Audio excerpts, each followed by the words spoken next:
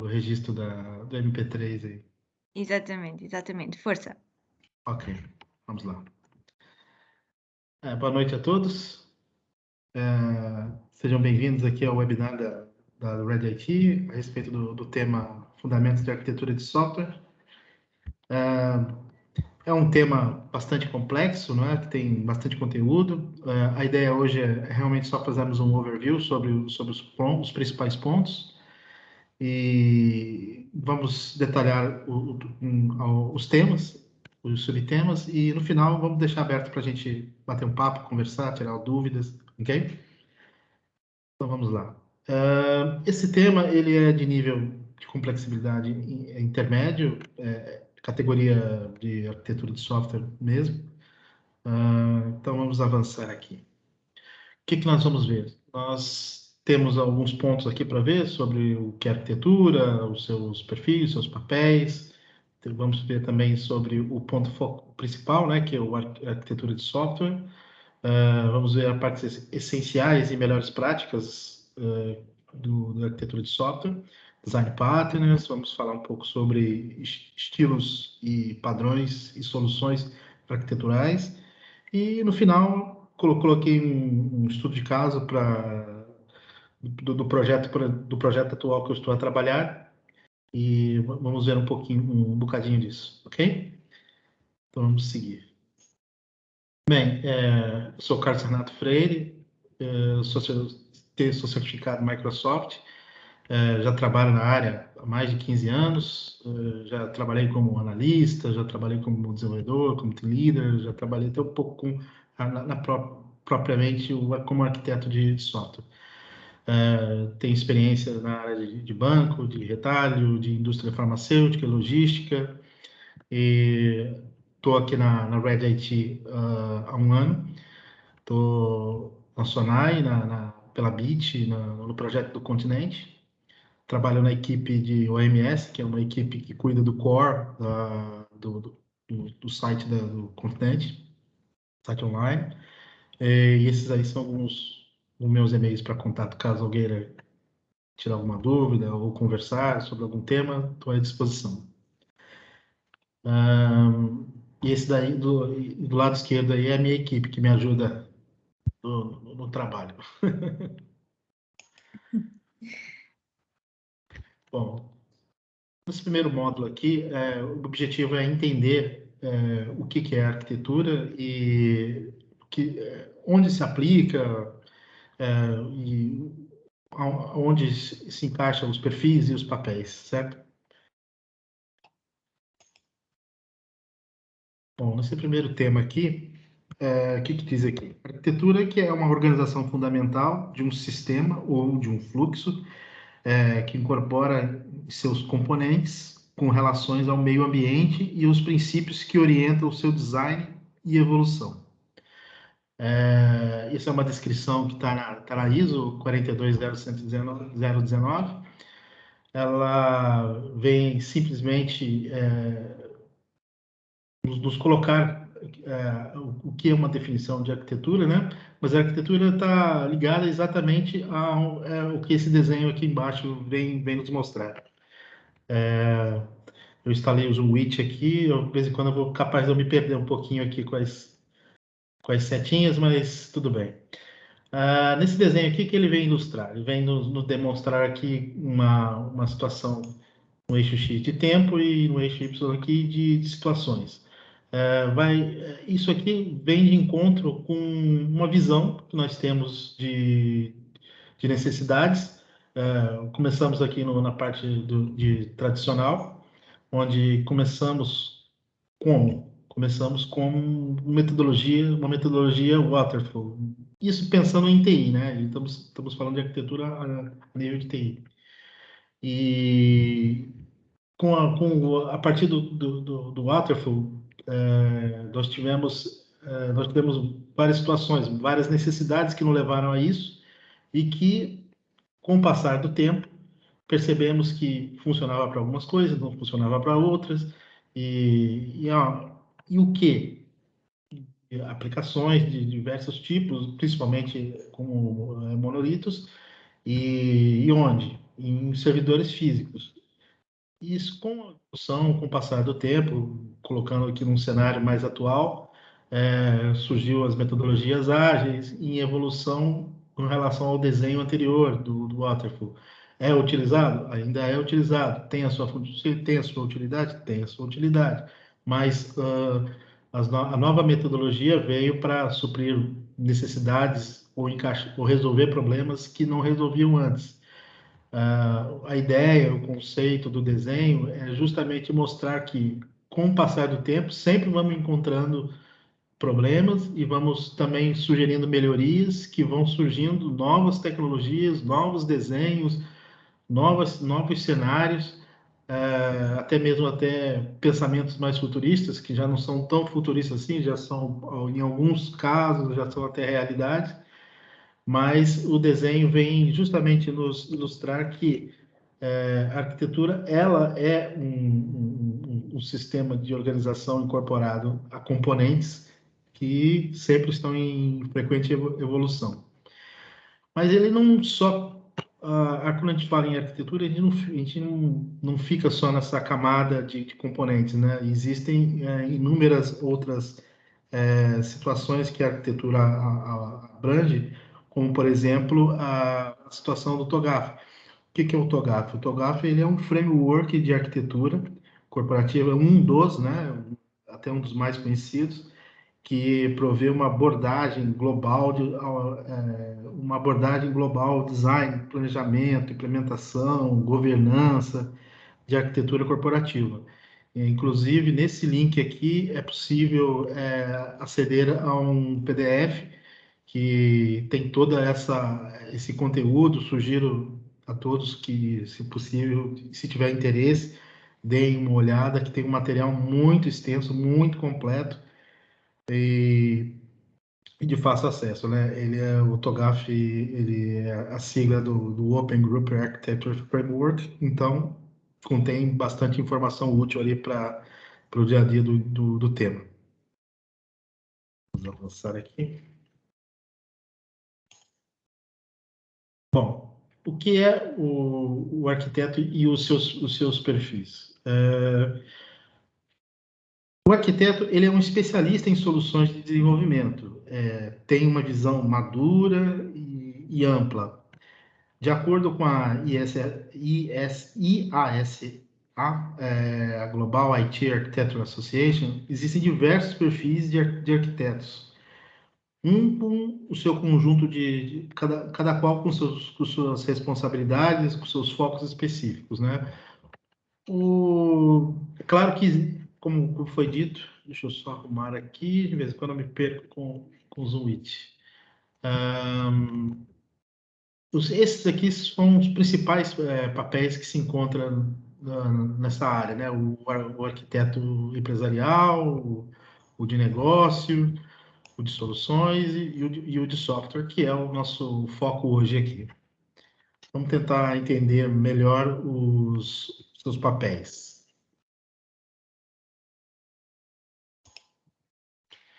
Avançando para esse slide aqui, a gente consegue já enxergar um pouco melhor, né? O arquiteto empresarial, ele define diretrizes de alto nível de negócio, de estratégia de negócio em IT. Então, normalmente é o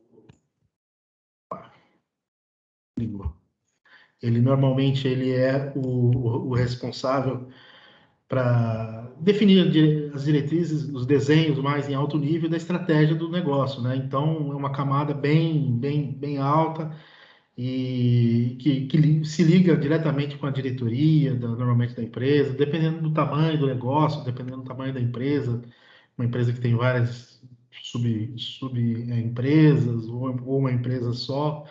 De qualquer forma, esse é um papel que está sempre ativo, está muito ligado sempre à diretoria. Já o arquiteto de negócio, estou aqui a minha área aqui para o Zoom It, mas vamos lá. Já o arquiteto de negócio, ele já cuida mais da parte de detalhe, né? Podemos dizer que ele é um analista de requisitos mais sofisticado, mas que está bem diretamente ligado ao negócio. Então, é um papel que fica muito presente né, nessa questão de processos, na questão de sugestões de melhorias, mas tudo relacionado bem junto com trabalha muito em parceria com o arquiteto da empresa empresarial. Já o arquiteto de soluções, ele também já trabalha com desenhos de alto nível, já está ligado também com o negócio, mas ele já começa a fazer um papel que vai interagir mais com a parte técnica, então ele acaba sugerindo mais, ele coloca mais a coisa em alto nível também, mas direcionado mais já para a parte de recursos de TI, que já trabalha mais diretamente com o papel principal, papel do foco do nosso tema de hoje, né, que é o arquiteto de software, que é uma pessoa já mais que também entra mais no nível de detalhes da parte técnica, da construção, da componentização, através das práticas de desenvolvimento, que é onde nós vamos dar foco hoje. Enfim, eu cheguei a colocar aqui alguns pontos aqui as principais ferramentas que todos os tipos de arquitetos, tanto o perfil quanto os papéis, coloquei algumas ferramentas, né, que são normalmente framework, como o TOGAF, que é normalmente aplicado estilos de arquitetura, padrões, análise de caso, análise de cenários, e desafios técnicos. Conceitos chaves, sim, não poderia ser diferente, né? Qualidade, flexibilidade, performance, reuso, testabilidade, segurança. Sempre o arquiteto, desde o arquiteto empresarial até o arquiteto de software, tem que prezar sempre por isso, e são diretrizes básicas, são conceitos chaves mesmo de usabilidade de recursos dos arquitetos. Bom, seguindo aqui para o próximo módulo aqui, que já é de arquitetura de software, o foco aqui é identificar o comportamento e as responsabilidades do tipo do perfil.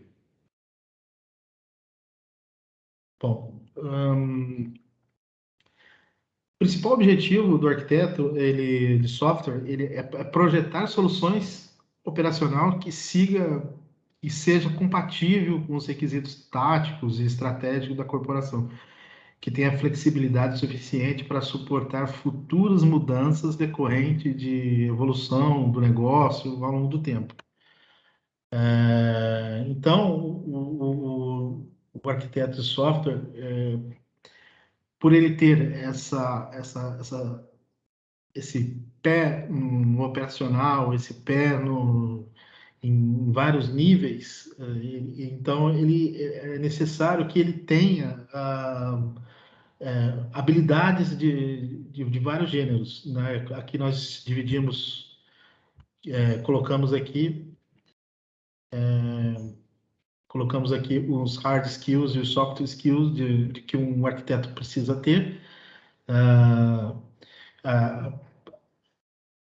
E são, a nível de hard skill, o que ele precisa? Ele precisa de um profundo conhecimento de programação e componentização, óbvio.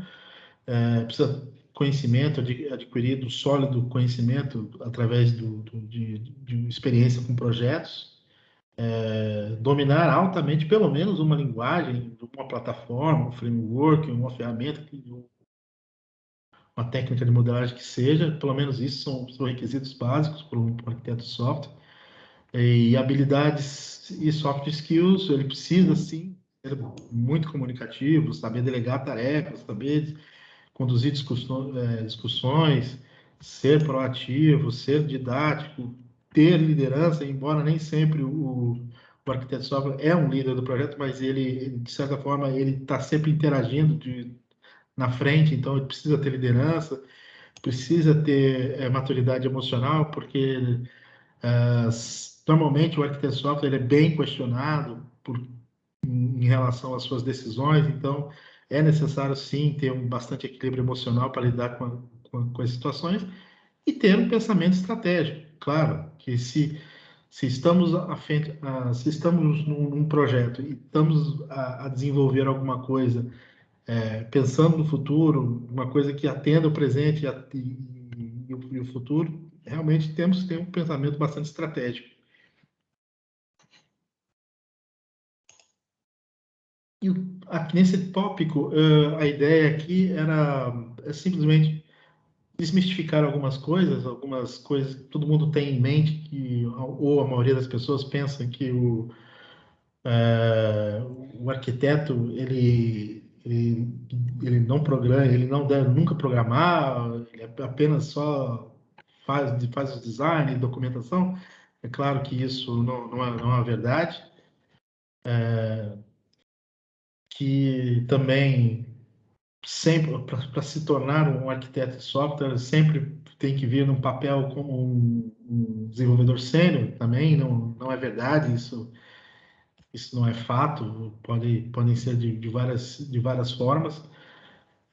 Um arquiteto, ele é um desenvolvedor com longa experiência, também não é exatamente uma verdade. Normalmente acontece dessa forma, mas não é uma verdade. Ele não precisa ter uma longa experiência. O arquiteto ele precisa estudar a nível escolar, né? Alguma certificação, alguma coisa específica para se tornar um arquiteto de software, também não é verdade. É bem-vindo, mas não é uma verdade.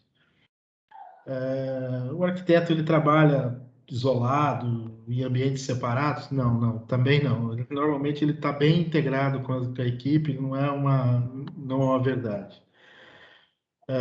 O arquiteto ele é uma autoridade técnica que nunca deve ser questionado? De forma alguma. Todo arquiteto que eu conheço, ele sofre bastante nesse ponto, porque normalmente são muito questionados, são muitos detalhes que precisam funcionar e normalmente em TI todos nós sabemos o quanto é complexo processos, não é? E um arquiteto, ele sempre é líder de um projeto? Não necessariamente. Principalmente agora com metodologias ágeis, a gente percebe que o ideal é sempre todos trabalharmos em conjunto, então não necessariamente ele é um profissional que ele é o líder do projeto. Às vezes ele realmente é mais um integrante da equipe. Bom, práticas essenciais e melhores práticas. Nesse módulo, a gente tem a intenção de falar rapidamente sobre conceitos básicos, né, de programação, princípios e mais princípios. Vamos avançar.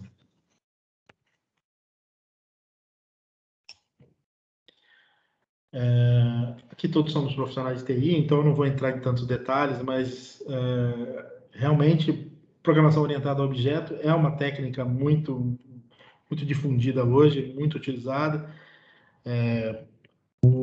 A ideia aqui é falarmos um pouco dessa questão da programação básica, né, da programação orientada a objeto, diz respeito a um padrão de desenvolvimento que é seguido por muitas linguagens, como C Sharp, Java, entre outras.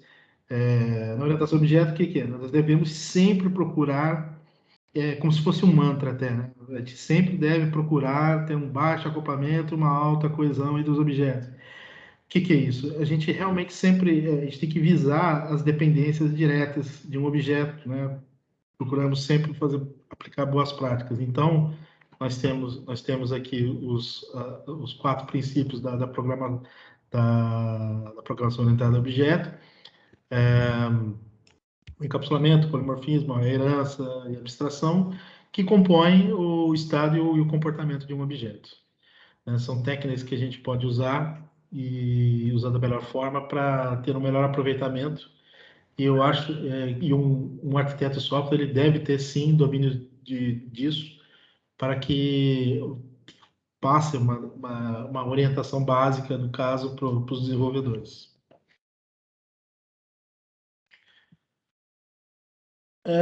Princípios essenciais, Solid. O nosso amigo Robert C. Martin, o Uncle Bob, em 2000, ele apresentou para o mundo, né, uma abordagem de princípios, né, no caso aqui, esses 5 princípios, que muito provavelmente é de conhecimento de grande maioria das pessoas na nossa área. Temos aí o Simple Responsibility Principle, o Open Close Principle, o Liskov, o princípio de Liskov. Temos aí o Interface Segregation Principle e temos o famoso inversão de dependência aí por último, né? São práticas essenciais que nós temos que ter em mente e não é diferente, não é, é essencial para os desenvolvedores e como o arquiteto de software ele está muito diretamente ligado, é importante que ele tenha plenos domínios dos princípios do Solid. Aqui eu fiz uma coletânea aqui também de princípios também, do Clean Code aqui, colocando aqui uma frase aqui do Martin Fowler, muito famosa, conhecida, que qualquer tolo pode escrever código que o computador entenda, mas bons programadores, realmente, bons programadores escrevem código que humanos entendem. Então, ele até está com uma fotinha aqui uma foto parece de lápide, mas ele está bem vivo ainda, felizmente. Então, foi só uma brincadeira. Mas a ideia é que o Martin Fowler quis passar aqui. Ele quis passar nesse livro que ele fez aqui, que é um livro que a gente recomenda para sempre, para todo mundo, em qualquer área. No desenvolvimento, a gente tem que ter sempre simplicidade, ser direto, ser eficiente, não duplicar código, escrever código de qualidade, com elegância, ou utilizando técnicas de Camel Case ou Pascal Case. Fazer código com muito carinho, com muito cuidado, é muito importante, e ser de fácil leitura, que vai de encontro com o que ele disse aqui abaixo. É um livro muito bom, recomendo a todos, caso não tenha oportunidade de ter lido. Vale muito a pena. Outro princípio muito interessante, que também está relacionado ali com o que o Martin Fowler falou, é o princípio de não se repetir. Botamos um pequeno exemplo aqui, é bastante claro, não ser redundante. Então, é um princípio que tem que ser levado em consideração. Os outros princípios, tanto o Kiss quanto o Yagner, eles falam especialmente de também simplicidade, mas também ficarmos atentos a nível de projeto. Quando pedem alguma coisa, nós temos sempre a tendência de querer fazer o melhor, mas fazer o melhor às vezes não significa colocar coisas a mais do que foi solicitado. Um pequeno e simples exemplo que chama bastante atenção por exemplo, dessa imagem aqui. Alguém pede um desenvolvimento de um login e foi solicitado aquilo no projeto. E você desenvolveu e falou: olha, está faltando uma determinada funcionalidade, vamos colocar. Não foi pedido, mas vamos colocar. Não é por aí. A gente tem que seguir normas, o que foi nos solicitado, temos que fazer de forma mais simples possível, objetiva. E é claro que se é uma funcionalidade que vai fazer falta, certamente vão pedir depois, mas vai ser feito depois. São princípios podem parecer inocentes, mas impactam bastante em projetos.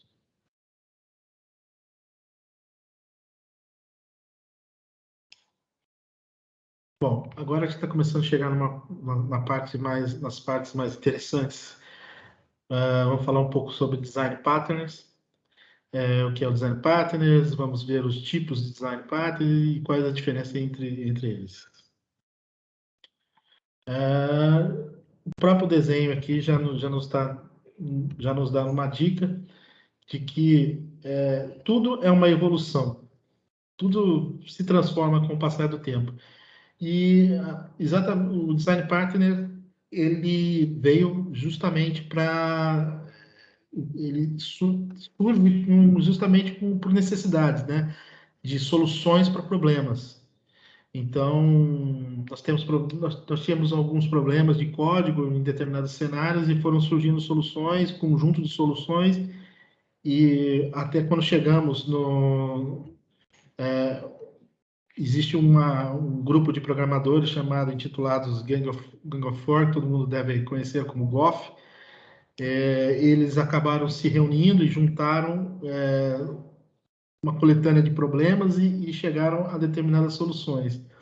Eles formaram um grupo de 23 padrões fundamentais e colocaram isso no mercado, disponibilizaram no mercado. Hoje em dia existem até muito mais situações de patterns, mas são todas variações dos mesmos 23.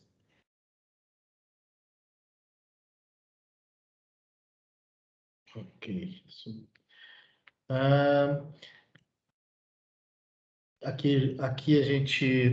Nós temos aqui os 23 padrões. Se vocês olharem aqui, vocês vão perceber que na verdade, alguns devem ser muito conhecidos de vocês, né? Temos aqui o Facade, muito conhecido, Proxy, o Strategy também, muito usado, o Singleton também, muito conhecido, muito utilizado. Alguns de vocês devem ter até práticas aí em alguns aí, tem outros que eu nem conheço, nunca utilizei, mas estão aí. Então, esses são os 23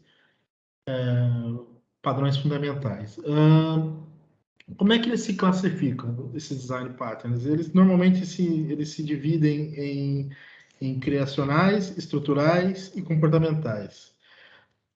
Nesse site aqui embaixo, nesse link aqui embaixo, a gente consegue, se vocês entrarem nele, é bastante interessante, porque ele demonstra com exemplos, situações, cada um desses cenários, e ele até mostra qual é a principal função dele, e também demonstra, ele coloca lá a usabilidade, em que cenários que deve ser melhor aplicado. Vale a pena dar uma olhadinha lá. Bom, qual é a diferença entre esses três padrões? Eles fornecem um jeito, no caso ali, o primeiro, o criacional, ele fornece um jeito de criação de objeto e como ele será instanciado. É uma forma de como é aplicado esse tipo de design pattern. Já o estrutura, temos aqui, deixa eu ver aqui um mais conhecido, aqui o Singleton, eu acho que é o mais conhecido de todos aqui, embora outros também são bastante utilizados. Aqui, já no estrutural, eles lidam com composição de objetos por herança, por interface, em diferentes funcionalidades. O comportamental, ele interage na comunicação com os objetos, além das divisões das responsabilidades. A ideia aqui é procurar como o design partner ele é uma solução de código para problemas. O ideal é cada um olhar para cada exemplo de cada situação colocada pelo pessoal do GOF e tentar entender o seu cenário e qual é a melhor solução para isso. Ele pode ser bastante útil e um arquiteto de software, quanto mais ele dominar isso, melhor ele pode auxiliar até na definição do desenho, já que ele trabalha com desenho mais em alto nível, mais técnico, ele pode fazer algumas sugestões, às vezes, para os desenvolvedores, para determinados cenários. Então, é um fator interessante o arquiteto de software também saber design patterns, não só desenvolvedores.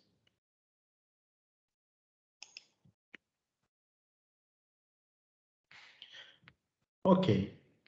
Saímos do design patterns, estamos aqui agora nesse módulo que vamos ver um pouco de estilos arquiteturais e padrões e soluções arquiteturais. Então, vamos olhar aqui mais detalhes. O que é um estilo arquitetural? Um estilo arquitetural ou um estilo arquitetônico, ele é uma abordagem de como projetar e entregar um aplicativo. É sobre como organizar componentes responsáveis de uma arquitetura, como eles vão interagir entre si, quais os aspectos tecnológicos estarão presentes. Temos aqui uns exemplos, né, de como, quando identificar um estilo arquitetural, um padrão, por exemplo, muito conhecido, como que é o estilo monolítico, o estilo de camadas, o estilo de serviços, né, os serviços distribuídos, e estilo de microserviços, são, conforme os desenhos aqui, respectivo aqui aos estilos. Então, então, dependendo do cenário que se tiver que esteja a trabalhar, o arquiteto de software ele pode e deve, às vezes, até indicar ou recomendar um determinado estilo para a equipe, mas a equipe de desenvolvimento normalmente é que decide, mas ele pode fazer a sugestão. Saindo do estilo, a gente cai no padrão arquitetural. É uma coisa que as pessoas confundem muito quando a gente fala de estilo arquitetural e padrões arquiteturais, são coisas distintas. Às vezes são misturados, mas na verdade o padrão arquitetural é quando a gente está definindo, quando a gente está semelhante ao design pattern, mas ele tem o escopo diferente. Os padrões arquitetônicos, eles são estratégias de alto nível que se relacionam a componentes de grande escala, a propriedades gerais e os mecanismos de um sistema, né? Então, temos aí o client server, temos o peer-to-peer, temos aí o MVC, que é o Model View Controller, temos aí o SOA, e temos o Publish and Subscribe. São padrões, então, toda vez que estamos desenvolvendo um projeto, né, podemos fazer uma sugestão, às vezes temos que fazer uma comunicação de dados entre um lado e outro. Olha, vamos aplicar, então, um padrão arquitetural do tipo Publish and Subscribe, vamos utilizar aqui um Service Broker, ou vamos usar um Service Bus do Azure, ou vamos usar algum mecanismo de mensageria da Amazon, do Google, que seja, mas é sempre, na verdade, você está usando, tá sugerindo um padrão arquitetural, que é um pouco diferente do estilo arquitetural. Bom, aqui nós já entramos aqui na parte mais de soluções de arquitetura. Temos aqui os desenhos de alguns estilos, já vamos avançar aqui para ver um pouco mais detalhes sobre eles. Começamos aqui com o nosso famoso 3 camadas, né? Muito utilizado, foi principalmente há 15 anos atrás, 10 anos atrás, utilizado, dá a impressão que não é usado hoje, mas é. Por que ainda é utilizado? Porque, na verdade, não é o tamanho ou a técnica que define o que deve ser usado. O que define é o cenário e o tamanho da complexibilidade que deve se levar em consideração. Então, uma arquitetura 3 camadas não deve ser desprezada. Ela é para resolver problemas simples. E não se deve colocar uma arquitetura de grande porte, como, por exemplo, um DDD, para um sistema muito pequeno. Poderia funcionar? Poderia, mas não é recomendado, porque para que você vai acrescentar complexidade numa coisa simples? Já fere até alguns princípios que nós já vimos atrás aí. Então, temos que levar em consideração que a arquitetura de 3 camadas ela é útil ainda até hoje. Temos aqui no lado direito aqui a arquitetura, o Clean Architecture, o famoso Orion, né, de cebola. É uma arquitetura que, devo confessar, que é uma das que eu mais gosto, que eu mais aplico, que eu mais uso. Ela distribui as responsabilidades no estilo cebola, né, camadas. Normalmente são 4, 5, 6, não importa a quantidade, você pode definir várias quantidades, desde que respeite os princípios que o objetivo é ir em direção às suas dependências, no caso, até chegar na última dependência, que é, no caso, o domínio. Ele se aplica a diversos cenários, e o bom dele é que a gente, com essa arquitetura, a gente já consegue mais utilizar as boas práticas do Solid. Às vezes, num cenário mais simples, você acaba não conseguindo aplicar todas as boas práticas, porque o cenário é tão pequeno que não se encaixa, né? Muito comum acontecer isso. Mas a ideia é que o Clean Architecture ele é mais para cenários de média complexibilidade. Já a arquitetura hexagonal, ela é uma arquitetura até conhecida como Ports and Adapters. Ela já é uma arquitetura bem mais robusta, né?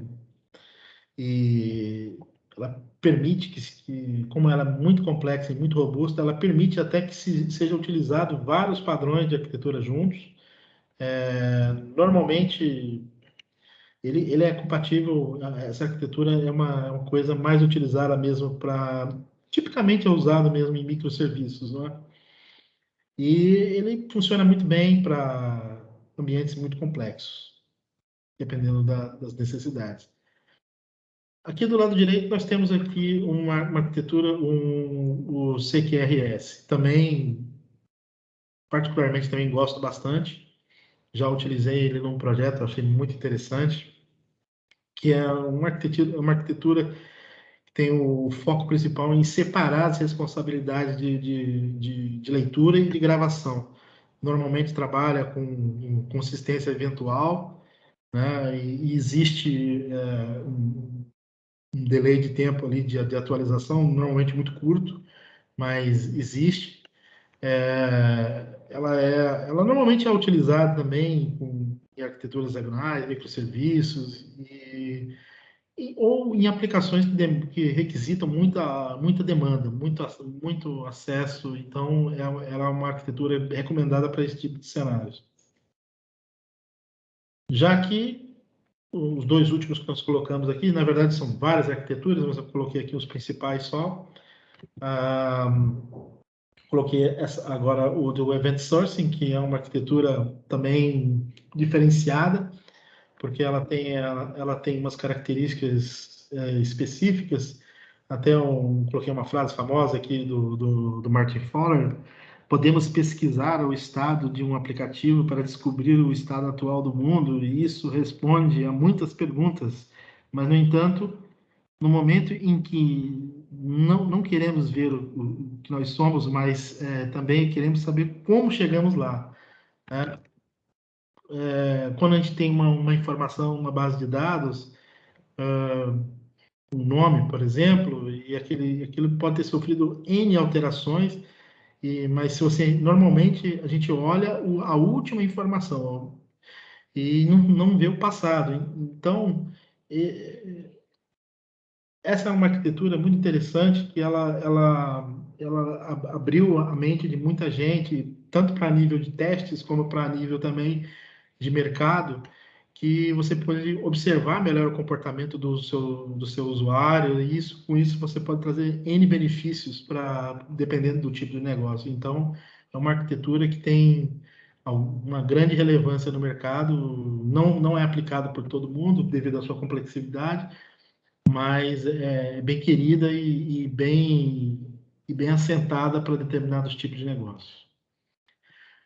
O DDD, o Domain Driven Design, é também um dos mais conhecidos. Então, nosso amigo Eric Evan apresentou esse livro aqui em 2003, que fala muito bem detalhado o que é o DDD, e também é muito recomendado que todos leiam, porque abre a mente mesmo de nós, desenvolvedores, arquitetos, para como desenvolver uma arquitetura, né? Porque não basta apenas construir, desenhar componentes, separar em camadas, fazer aquela coisa toda. É necessário seguir uma certa sequência de informação, e o DDD ele nos ensina muito sobre isso, entender o negócio, abstrair a linguagem ubíqua, saber o que é uma modelagem estratégica, o que é uma modelagem tática, e para depois você definir a arquitetura que você vai usar para atender a complexidade da sua aplicação. Então, na posição de arquiteto, ele é muito interessante que ele saiba em detalhes todas essas arquiteturas que existem. Não, essas que eu coloquei aqui são só algumas, as principais que eu achei, mas existem muitas outras e vale a pena estudar e entender cada uma delas. Aqui eu só coloquei um pequeno resumo de um perfil com outro, com versus o outro, soft skill e o hard skill, o que relacionado ao arquiteto de software. O que o arquiteto precisa como soft skill? Como já foi falado anteriormente, proatividade, boa didática, boa comunicação, saber liderar, ter equilíbrio emocional e pensamento estratégico. São qualidades que são bem-vindas para um arquiteto de software. É bem-vindos para todos, né? Mas em específico para arquitetos são atributos que têm que ser desenvolvidos mesmo. Tem que ter nativo e tem que se desenvolver. E como hard skill, que são normalmente as habilidades que são construídas por etapas no nível 4, aqui nós percebemos aqui tudo que nós vimos de base, programação orientada a objeto, princípios do SOLID, princípio do Clean Code, Dry, Keys, YAG. Depois avançamos aqui para uma segunda etapa, com uma etapa um pouco mais complexa, que é entender de design patterns, que é entender de soluções para problemas de código. E no segundo nível aqui, a gente já avança para entendimento do que é estilos arquiteturais e padrões arquiteturais, para, por fim, no último nível aqui, a gente ter uma visão bem mais sofisticada de como aplicar as coisas, saber propor soluções arquiteturais que envolvem tudo isso aqui que está aqui embaixo. Eu acho que são pontos que são bem pertinentes para um arquiteto de software. Bom, nosso último módulo aqui, ele é um estudo de caso. Trata-se de um projeto que eu estou a participar na minha equipe no projeto do Continente. E trata-se de uma integração. Vamos ver detalhes disso. Aqui é um típico desenho que foi feito por um dos arquitetos da empresa. Na verdade, eu nem sei exatamente quem foi o autor desse desenho aqui, mas sei que foi entre o pessoal o arquiteto de negócios e o arquiteto de soluções. Foi entre eles que foi apresentado isso, desenvolvido. A ideia fundamental aqui é que aqui do lado onde está escrito aqui OMS, perdão, aqui, podemos imaginar que aqui é o lado do continente, e esse daqui, que ainda estou apanhando aqui pro Zoom Meet. Esse aqui seria um ambiente de terceiro, de uma empresa terceira, que tem um software chamado Routine, que ele é responsável por geração das rotas do comercial, das entregas, da geração das entregas para transportadoras. Então, não é um software nativo da Sonai, não é um software nativo do Continente. Então, a informação a gente tem que buscar aqui. Então, existe um cenário atual que já funciona, que esse processo acontece de forma manual, através de ficheiros, e há uma relação entre esses três pontos. Continente, a empresa que desenvolve as rotas e as transportadoras.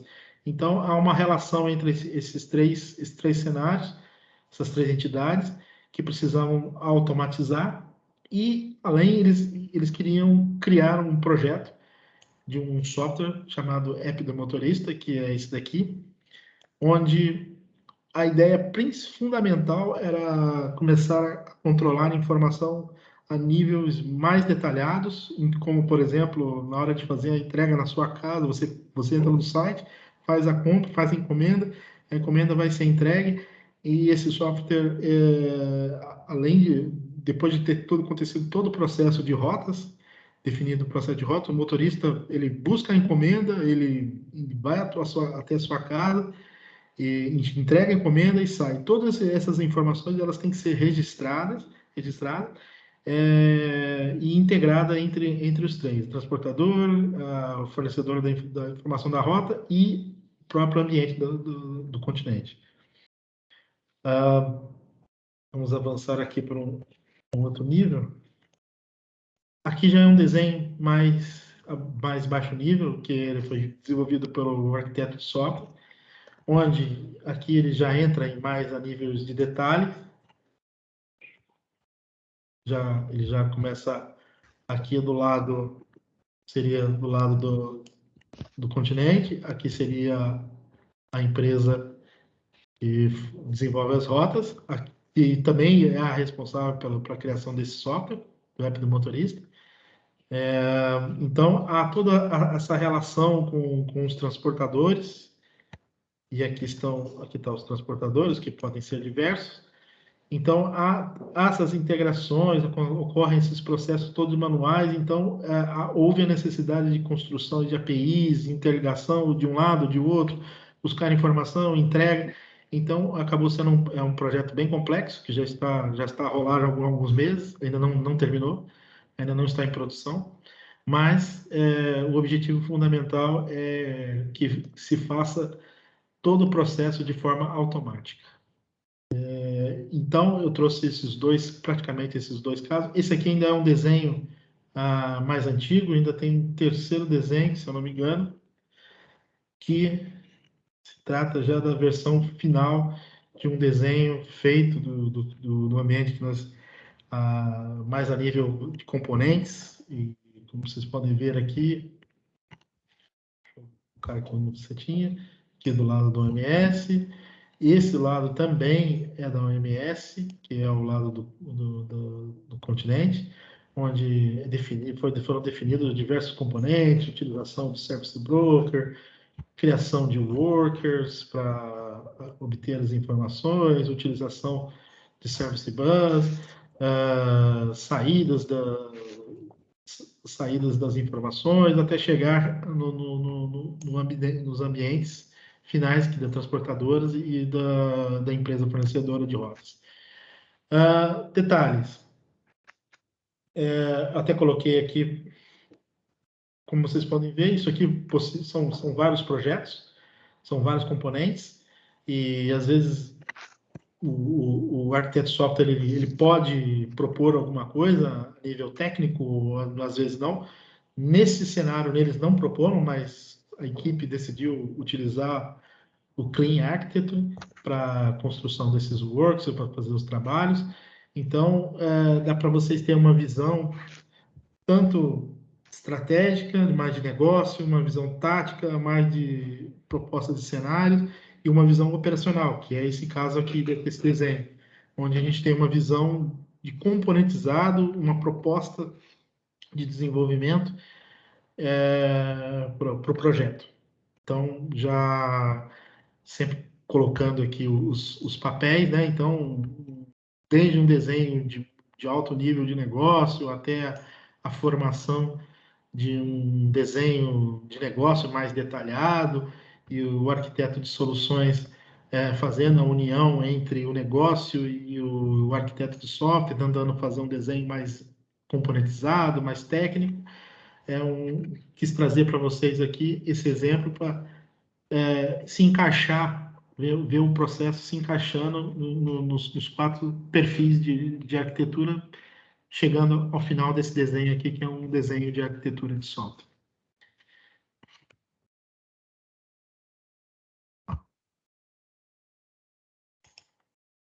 Bom, agora eu fico aberto para questões, se vocês quiserem colocar algum ponto, quiserem compartilhar também experiências, fiquem fica aberto para vocês aí perguntarem ou colocarem algum tema.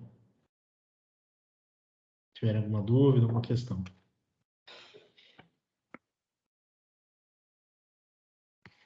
Nessa última imagem que estavas a mostrar, tinhas a APG dentro do Azure. A APG é uma aplicação da Google, certo? Uhum. A APG é uma aplicação da Google, é uma API Management.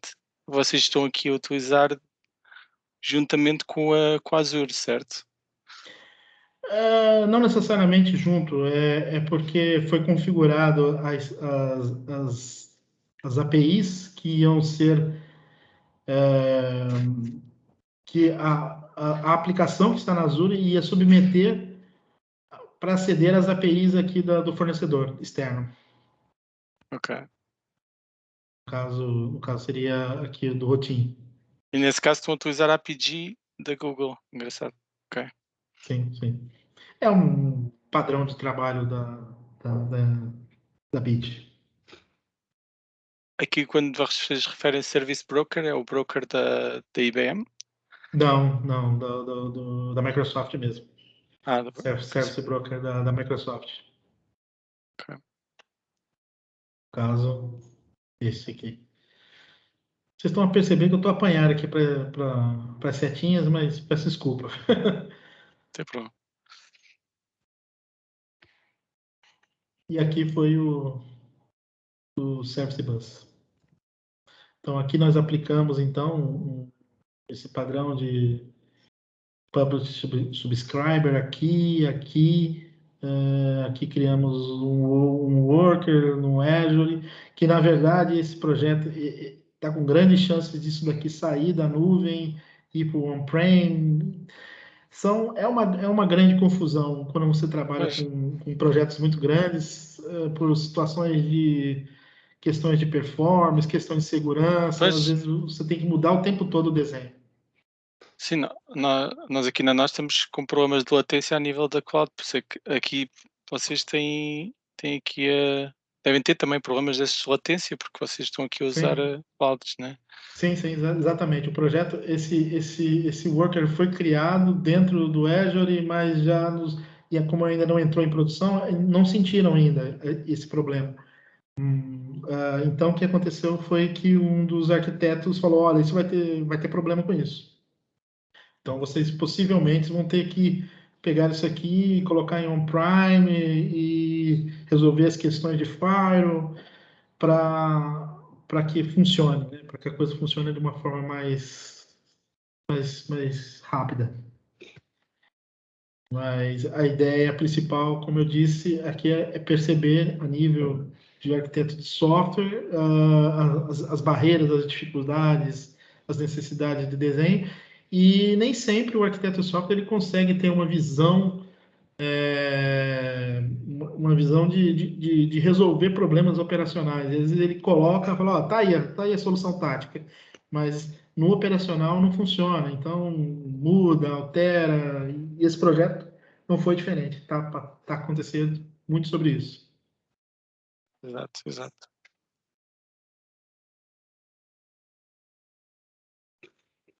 E aqui, né, se você olhar bem profundamente para o desenho, você encontra cenários de solução arquitetural, estilo arquitetural, padrão arquitetural, design patterns aplicados individualmente, pontualmente dentro dos projetos. Então, serve de um exercício mental para a gente perceber o quanto é importante termos o entendimento de cada ponto, tanto a nível como desenvolvedor, quanto como arquiteto.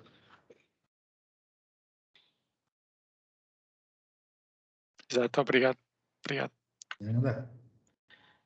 Alguém tem mais alguma questão, algum ponto que queira ver aqui, recordar alguma coisa anterior, ou que queira colocar também algum exemplo, como o colega colocou da nós aí, fiquem à vontade.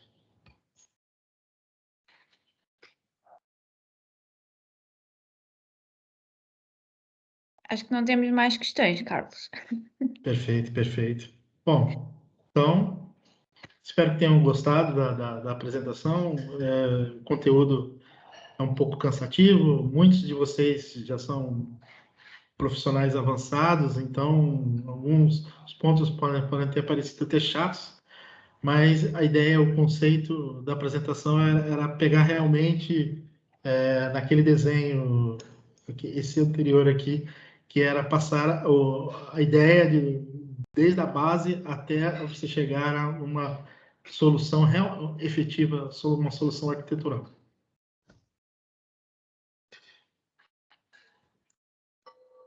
Espero que tenha ajudado a todos. Foi muito interessante. Obrigado. Foi espetacular. Obrigado. Foi muito boa. Obrigado, Carlos. Bem, obrigada a todos pela vossa presença. Obrigada, Carlos, está bem, por teres partilhado aqui o teu conhecimento e um bocadinho da experiência que também estás a passar na Sonai. Eu vou enviar de seguida aqui um breve e-mail também para recolher aqui também o vosso feedback e sugestões para futuros webinars, dados pelo Carlos ou não só, ok? Quero aqui salientar que é essa a cultura que queremos aqui na rede, de partilhar conhecimento, portanto sintam-se à vontade sempre que quiserem aqui partilhar o conhecimento como o Carlos fez, está bem? De falarem comigo e organizamos aqui uma coisa gira também para ser feita, está bem? Obrigada a todos pela presença mais uma vez e bom Só uma descanso. Obrigado a Obrigada. todos. Obrigado. Obrigada, Carlos. Bom descanso. Até mais. Gisela, Sim, podemos ter acesso a este PowerPoint? eu penso que sim. Eu vou falar aqui com o Carlos, como tem aqui informações do cliente, está bem? Sim, Mas eu claro. penso que sim, tá? Tá bem. Ok, obrigado. Tchau, adeus. Adeus.